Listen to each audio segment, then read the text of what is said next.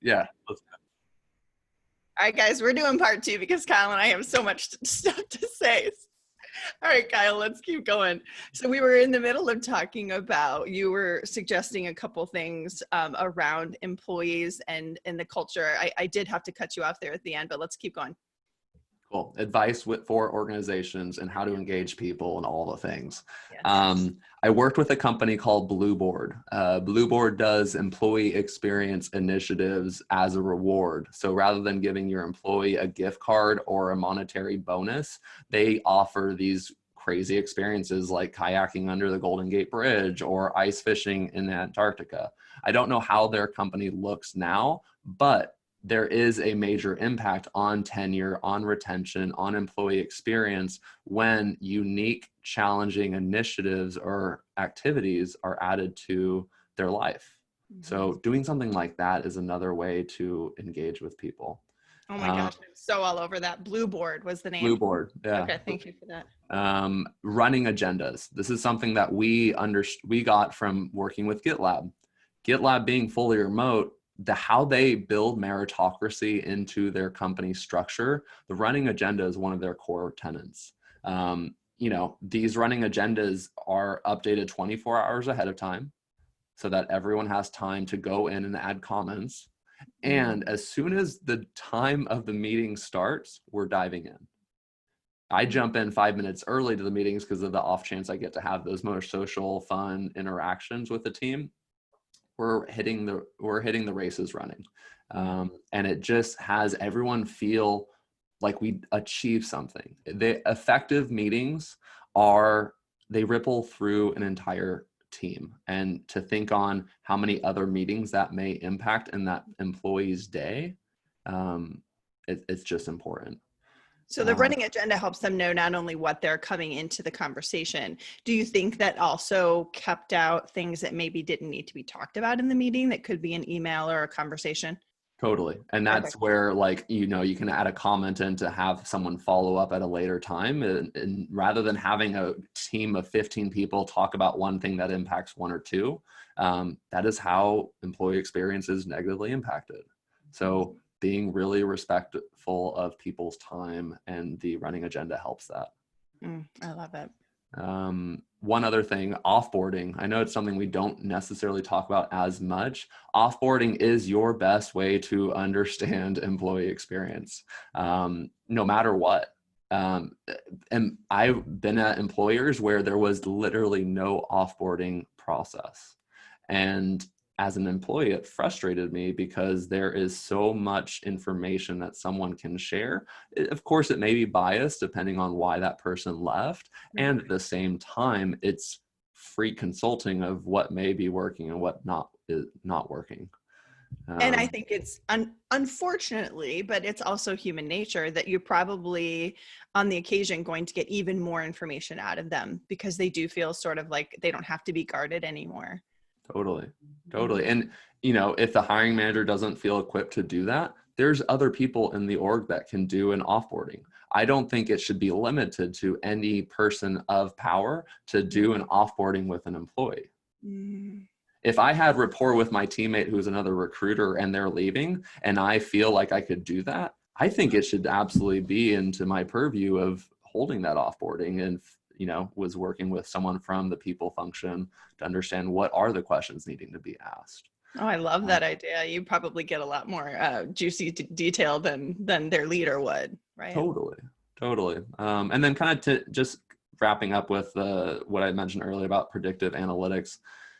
Applicant tracking systems are important for recruiting metrics, but there needs to be a better understanding on employee experience through the life cycle. Companies like 15Five, companies like Culture Amp, Reflective, they are all tackling that question right now. And there's a reason why there's so many companies in that space, because it's a really challenging question to answer. It really is. And there's no tool that's going to remove the organizational responsibility, but a tool can enhance the right foundation, the right processes, the right people agreements. And so you can really even use a tool as an aspiration to get the other areas in line, I have found. Totally. Yeah. Awesome. Okay, those are great suggestions. We love the really tactical advice. So, what other people, ops leaders in the culture space would you like to acknowledge, either as a leader or even a potential guest on the podcast? Yeah, for sure. It's funny, as a recruiter of these people leaders, I definitely have. Oh, we have a guest. Oh, it's next. It's Phil. He'll be back. I want to give a shout out to Sung Hae Kim. She's over at RippleWorks. I'm just going to name the names because I could go through them individually, but Yeah. Michelle Hart, who is at Samsung Next, Paula Escobar, who is at Spring Health, Hillary Clark, who was previously at Mattermost, and then Heidi Collins, who's at 15.5. These are just, I've talked to so many leaders, but these were the names that popped off into my head as soon as I thought of who would be great to share words on these questions and just show up as themselves. That's awesome. Well, we will tag them in the post so that our listeners can check them out on their own, and hopefully they'll agree to be a guest on the podcast. So Kyle, you have such good tips and advice. I think you're going to kill it on this next question to give us some maybe new and interesting resources. So I always like to ask as somebody who's influencing this culture and people space, what thought leader, what book, what podcast, what articles, what do you recommend that people read to better themselves here? Yeah. Almost every single chief people officer I've been recruiting for this chief people officer search I'm doing with GitLab has been blown away by the amount of resources they have that are public facing. I know I've said it before, I will say it again, and it's no easy feat to go through 7,000 pages of an employee handbook, but that employee handbook is free and open for a reason. It's open source so that anyone can go in and update it. You and I could propose merge requests to that handbook. It's got everything from like their org chart and who reports into who, their comp calculator, their equity calculator. It's got their tech stack for being remote. It is amazing. The metrics that they have and that they look at for diversity, diversity is not an initiative there, it's a value. And you can read on how they speak to it and use it. Like, it's not meant to be something that only they use. It's meant to lead for the future of work. I found that a lot of the companies that are sponsoring these types of talks with resources tend to be very high level. And so the best resources I've seen have come from individuals within organizations just building out a collective database.